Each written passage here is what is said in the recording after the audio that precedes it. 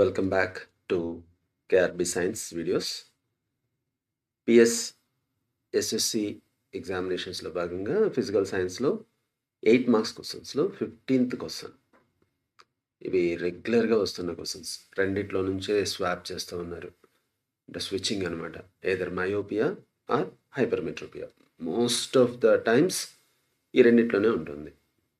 So ఒకసారి myopia ఇస్తున్నారు, ఇంకొకసారి హైపర్మెట్రోపియా ఇస్తున్నారు. సో ఈ 2 క్వశ్చన్స్‌ని మనం ఒకసారి ఎక్స్‌ప్లెయిన్ చేసుకుందాం. సో ఈ అసలు ఫస్ట్ క్వశ్చన్ ఎలా ఇస్తున్నారో అది ఒక్కసారి గమనిద్దాం. ఈ క్వశ్చన్స్ ఎలా ఉంటాయి అనంటే, ఇప్పుడు మనం ఇక్కడ 2 మోడల్స్ ఉన్నాయి చూడండి. What is myopia? How do you correct the eye defect? Myopia. అంటే మయోపియా అంటే ఏంటి? దాన్ని మనం ఎలా కరెక్ట్ చేస్తాము? అనేది ఒక క్వశ్చన్. దీన్నే ఇంకొక రకంగా ఎలా అడుగుతున్నారు? ఈ మయోపియా అనే వర్డే లేకుండా, అంటే మనకు తెలియాలి ఆ ప్రాబ్లమ్ అనేది లక్షణం ఏంటో తెలిస్తే, దాని క్యారెక్టరిస్టిక్ ఏంటో తెలిస్తే అప్పుడు మనం ఆన్సర్ ఈజీగా చేయగలుగుతాం. మయోపియా అనేది తెలియకుండగా ఇక్కడ క్వశ్చన్ ఏమి ఇచ్చారో చూడండి. Teja is not able to see the letters clearly far from her. అంటే బాగా దూరంగా ఉన్న వాటిని ఆమె చూడలేకపోతుంది అమ్మాయి. Identify the eye defect she has been suffering from and how can you rectify it explain. ఇక్కడ ఎక్కడ కూడా మీకు మయోపియా అనే మాట రాలేదు. కేవలం ఉన్న మాట ఏంటి అని అంటే ఫార్ ఫ్రమ్ హర్, అంటే దూరంగా ఉన్నవి కనిపించటం లేదు, బ్లర్గా కనిపిస్తాయి అని అర్థం. సో ఇలా ఫార్ అనే మాట వస్తే, దూరంగా ఉన్నాయి అని వస్తే, లేదా డిస్టెంట్ ఆబ్జెక్ట్స్ అన్నది వస్తే, అప్పుడు మనం రాయాల్సిన ఆన్సర్ ఏంటి అని అంటే మయోపియా ఆన్సర్. సో ఇంతకీ మయోపియా అంటే ఏంటి? ఫస్ట్ ఇక్కడ మన క్వశ్చన్లో వాట్ ఈజ్ మయోపియా అని అడిగారు. సో మయోపియాకి డెఫినేషన్ చెప్పాలి మనం. మయోపియాకి సింపుల్గా చెప్పాలి అని అంటే, మనం బుక్స్ చదువుకుంటుంటే మనకి క్లియర్గా కనిపిస్తుంది. అదే టీవీ చూడాలి, సరిగ్గా కనిపించదు, ఇమేజెస్ బ్లర్ అయ్యి కనిపిస్తాయి, క్లియర్గా ఉండదు. సినిమాకి వెళ్ళాం, క్లియర్గా కనిపించదు. బస్ స్టాండ్కి వెళ్ళి బస్సు బోర్డు చూసాం, బోర్డు క్లియర్గా ఉండదు. షాప్స్ నేమ్స్ చూస్తున్నాం, క్లియర్గా ఉండదు. అంటే కొంచెం దూరంగా ఉన్న వస్తువులు మనకి బాగా క్లియర్గా కనిపించవు, ఉన్నట్టుగా అనిపిస్తాయి, బట్ క్లియర్గా ఉండవు, బ్లర్డ్ ఇమేజెస్ కనిపిస్తాయి. బట్ దగ్గరగా ఉన్న వస్తువులు, అంటే మనం పుస్తకం తీసుకొని చదువుకుంటున్నాం, మొబైల్ చూసుకుంటున్నాం, ఇలాంటివి చేసేటప్పుడు మాత్రం మనకి క్లోజ్ ఆబ్జెక్ట్స్ క్లియర్గానే ఉంటాయి. సో ఇలాంటి డిఫెక్ట్ని, విజన్ డిఫెక్ట్ని మయోపియా అంటాం. ఒకసారి డెఫినేషన్ చూద్దాం. Myopia is a vision condition where close objects appear clear but distant objects appear blurry. So ఈ 2 పాయింట్లు అనేవి మనకి డెఫినేషన్లో తప్పనిసరిగా ఉండాలి. Close objects appear clear, distance objects appear blurry. Blurry అనేది రాయలేకపోతే you can write distant objects appear not clear. So ఇలా రాసినా సరిపోతుంది. సో దీనికి ఇంకొక పేరు ఉంది, దగ్గరవే కదా కనిపిస్తాయి కాబట్టి నియర్ సైటెడ్నెస్.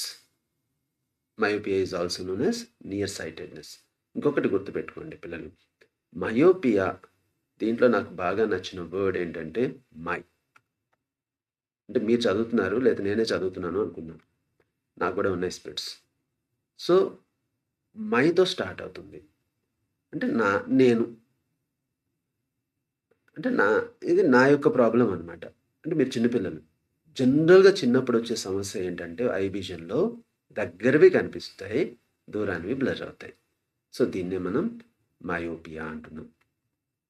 సో ఇదొక్కటి అంటే ఒక గుర్తు అనమాట. మయోపియా, హైపర్మెట్రోపియాకి టెన్షన్ పడకుండా, ఏది అనేది టెన్షన్ లేకుండా ఒక చిన్న గుర్తులాగా పెట్టుకోండి దీన్ని. మై అంటే మీ ఏజ్ గ్రూప్లో, చిన్నపిల్లల ఏజ్ గ్రూప్లో వచ్చే సమస్య నియర్ సైటెడ్నెస్. అదే పెద్దవాళ్ళకు వచ్చే సమస్య వేరే మళ్ళీ. సో మళ్ళీ డెఫినేషనే మళ్ళీ రిపీటెడ్గా సెకండ్ పాయింట్గా రాసాం చూడండి. A person with myopia can see near objects clearly but can not see distant objects distinctly. అంటే సపరేట్గా చూడలేము, అంతా కలిసిపోయినట్టుగా కనిపిస్తుంది. సో డెఫినేషన్లో వచ్చిన పాయింట్ సెకండ్ పాయింట్గా ఉంది. నెక్స్ట్ థర్డ్ పాయింట్కి వెళ్తే, a person with his defect has the far point nearer than infinity. Infinity కంటే దగ్గరగా ఉంటుంది, but it is said to be far point. ఈ పర్సన్కి, మయోపియా ఉన్న పర్సన్కి ఉండే పాయింట్ ఏంటి అని అంటే far point. Such a person may see clearly up to a distance of a few meters. వీళ్ళు కొంత దూరం వరకు they are able to see the objects clearly. చూద్దాం. మనం ఒక ఐ స్ట్రక్చర్ చూస్తే ఐలో మనకు ఉండేటటువంటి లెన్స్ ఏంటి అనంటే కాన్వెక్స్ లెన్స్. సో, కాన్వెక్స్ లెన్స్‌లో మన ఐబాల్ డ్రా చేద్దాము. సో, ఐబాల్‌కి ముందు మనకు కార్నియా కొద్దిగా ఎత్తుగా కనిపిస్తుంది. సో, మీరు గీసేటప్పుడు కూడా ఒక సర్కిల్ గీసుకోండి. సర్కిల్‌లో ఇక్కడ ఈ పార్ట్‌ని రిమూవ్ చేసుకోండి. ఇక్కడ నేను యెల్లోతో షేడ్ చేస్తున్నాను చూడండి. ఆ పార్ట్‌ని రిమూవ్ చేసుకోండి. పైన ఒక చిన్న ఉబ్బెత్తుగా కార్నియా షేప్ దగ్గర లాంటిది ఉబ్బెత్తుగా పెట్టుకోండి. లోపలేమో కాన్వెక్స్ లెన్స్ పెట్టుకోండి. ఇప్పుడు మనం ఒక స్ట్రెయిట్ లైన్ డ్రా చేస్తున్నాను నేను. అంటే like principal axis. Principal axis draw చేశాను. సో, ఈ ప్రిన్సిపల్ యాక్సిస్‌లో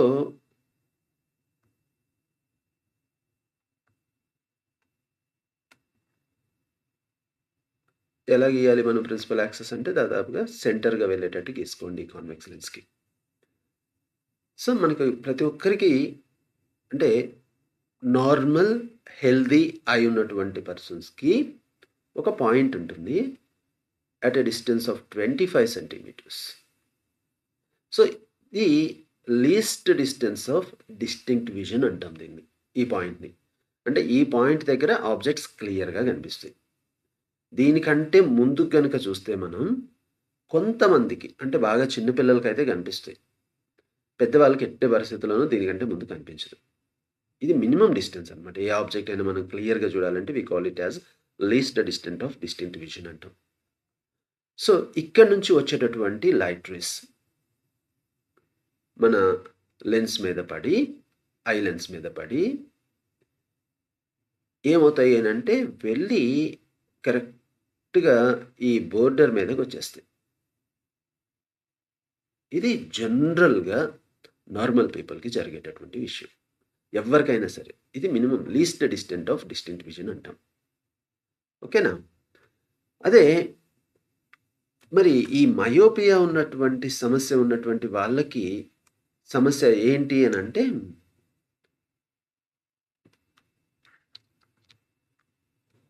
ఈ మయోపియా ప్రాబ్లమ్ ఉన్న వాళ్ళకి ఈ 25 సెంటీమీటర్స్‌తో పాటు కొంత దూరం వరకే వాళ్ళకి విజన్ క్లియర్‌గా ఉంటుంది. అంటే 25 సెంటీమీటర్స్ దాటిన తర్వాత ఈ పాయింట్ దగ్గర క్లియర్‌గా ఉండొచ్చు. ఈ పాయింట్ దగ్గర ఉన్న ఆబ్జెక్ట్ క్లియర్‌గా ఉండొచ్చు. ఈ పాయింట్ దగ్గర ఉన్న ఆబ్జెక్ట్ క్లియర్‌గా ఉండొచ్చు. మేబీ ఈ పాయింట్ తర్వాత ఏదైనా ఆబ్జెక్ట్ గనుక ఉంటే it may not be clear. అంటే వీళ్ళకి అర్థం ఏంటి? ఇక్కడ నుంచి ఐ లెన్స్ మీదకి లైట్ రేస్ వచ్చి ఈ రెడ్ లైన్స్‌తో చూపిస్తున్నాను చూడండి. ఇలా వచ్చినవి ఎక్కడికి వెళ్ళి పడతాయి అనంటే again retina. This is the portion where retina is there on the back part of the eyeball. So, ఈ ఐబాల్ మీద పడేటట్టుగా ఉంటాయి కొంత డిస్టెన్స్ వరకు ఉన్నటువంటి పాయింట్‌లో. ఇంతవరకు అయితే మాత్రం క్లియర్‌గా ఉంటుంది. ఏది? ఈ మయోపియా ప్రాబ్లమ్ ఉన్న వాళ్ళకి. సో, ఈ పాయింట్‌ని ఏమంటున్నాం మనం అనంటే ఫార్ పాయింట్ అంటున్నాం. ఇక్కడ చూడండి ఫార్ పాయింట్ అంటే నియరర్ దెన్ ఇన్ఫినిటీ. ఇన్ఫినిటీలో ఉండదు. దానికంటే ముందే ఉంటుంది. ఓకే. మరి తర్వాత గనక ఉంటే ఏమవుతుంది? అసలు సమస్య అది. ఎక్కడ పడుతుంది వాళ్ళకి ఇమేజ్ అనేది గమనించండి. In front of retina. వాళ్ళకి ఇమేజ్ అనేది రెటీనాకి ముందు పడుతుంది. ఎవరికి? మయోపిక్ ఐ ఉన్న వాళ్ళకి ఇమేజ్ అనేది. అంటే అర్థం ఇంకొక డయాగ్రామ్ డ్రా చేద్దాం. సో, ఈ డయాగ్రామ్ బేస్డ్ గనుక మనం చదువుకోగలిగితే మనం ఈజీగా అర్థం చేసుకోవచ్చు. ప్లస్ మనం కూడా ఎగ్జామ్‌లో డయాగ్రామ్స్ అనేవి తప్పనిసరిగా డ్రా చేయాల్సిందే. డ్రా చేస్తే దానికి స్కోర్ ఉంటుంది. 8 మార్క్స్ క్వెషన్ కాబట్టి మనకి కంపల్సరీగా స్కోర్ అనేది డయాగ్రామ్స్ గీసిన దానికి ఉంటుంది. సో, వీళ్ళకి ఉన్న సమస్య ఏంటి అనంటే మయోపిక్ ప్రాబ్లమ్ ఉన్న వాళ్ళకి దూరం నుంచి వచ్చేటటువంటి ఆబ్జెక్ట్స్. ఇది క్లియర్ చేద్దాం.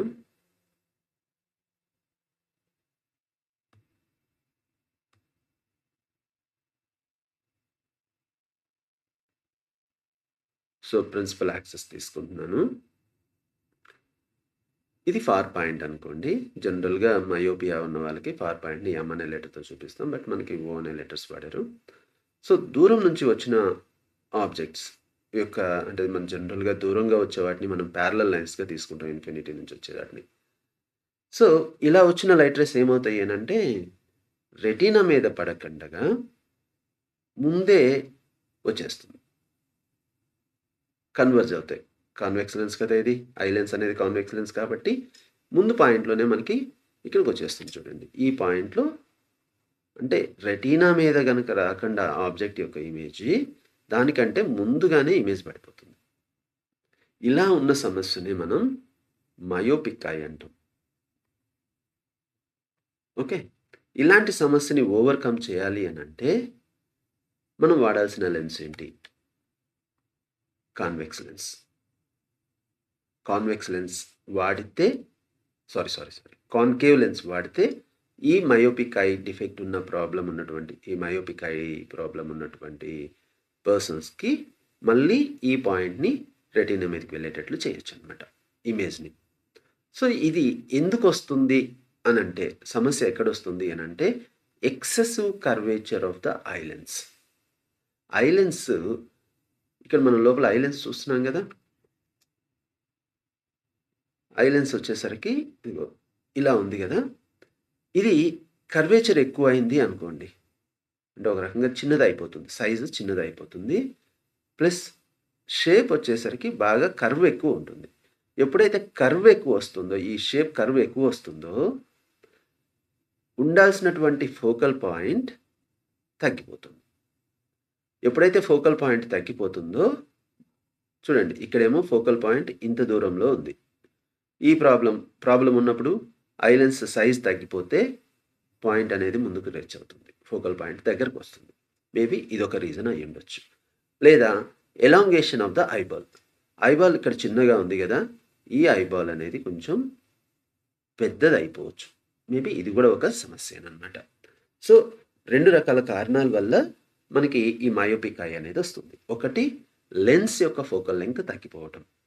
ఎప్పుడు లెన్స్ ఫోకల్ లెంగ్త్ తగ్గిపోతుంది ఐ లెన్స్ కనంటే కర్వేచర్ పెరిగితే. కర్వేచర్ పెరిగితే ఆటోమేటిక్‌గా బాల్ సైజ్ ఇది చిన్నదయిపోతుంది. ఫోకల్ లెంగ్త్ దగ్గరకొస్తుంది కాబట్టి ఇమేజ్ అనేది లేదా ఫోకల్ పాయింట్ అనేది రెటీనా కంటే ముందే ఉంటుంది. అక్కడ ఇమేజ్ ఫార్మ్ అవుతుంది. అదర్‌వైజ్ బాల్ అక్కడే పడుతూ ఉండుండొచ్చు. బట్ ఐబాల్ సైజ్ మాత్రం పెరిగిపోయి ఉండొచ్చు. అంటే రెటీనా డిస్టెన్స్ అనేది నార్మల్‌గా 2.5 సెంటీమీటర్స్‌లో ఉండాలిక్కడ. 2.5 సెంటీమీటర్స్‌లో ఉండాల్సినటువంటి రెటీనా ఐబాల్ పెరగడం వల్ల, సైజ్ పెరగడం వల్ల due to elongation of eyeball ఏమైపోతుంది maybe the distance maybe increased అనమాట. దానివల్ల కూడా ఈ మయోపిక్ ఐ అనేది మయోపిక్ ప్రాబ్లమ్ అనేది వస్తుంది. ఓకేనా? సో, ఈ పాయింట్స్ అనేవి మీరు క్లియర్‌గా ఎగ్జామ్‌లో రాయాలి. డెఫినిషన్‌లో ఏం రావాలి? Close objects appear clear but distant objects appear blurry. అంటే నాట్ క్లియర్ అని. Myopia is also known as near sightedness. ఆ ప్రాబ్లమ్ ఉన్న వాళ్ళు can see nearby objects clearly, distant objects distantly they cannot see. And వీళ్ళకి ఉండేటటువంటి point ఏంటి అనంటే far point. అంటే అంతవరకు మాత్రమే ఫార్ పాయింట్ వరకు మాత్రమే వీళ్ళకి క్లియర్‌గా కనిపిస్తుంది ఆబ్జెక్ట్. ఆ తర్వాత ఉన్నవి కనిపించవు. వీళ్ళకి ఇమేజ్ ఎక్కడ ఫార్మ్ అవుతుంది అనంటే అంటే ప్లేస్ ఆఫ్ ద ఇమేజ్ అనమాట. In front of the retina ఉంటుంది. అలాగే ఎందుకొస్తుంది reason excessive curvature of the eye lens అయ్యుండొచ్చు.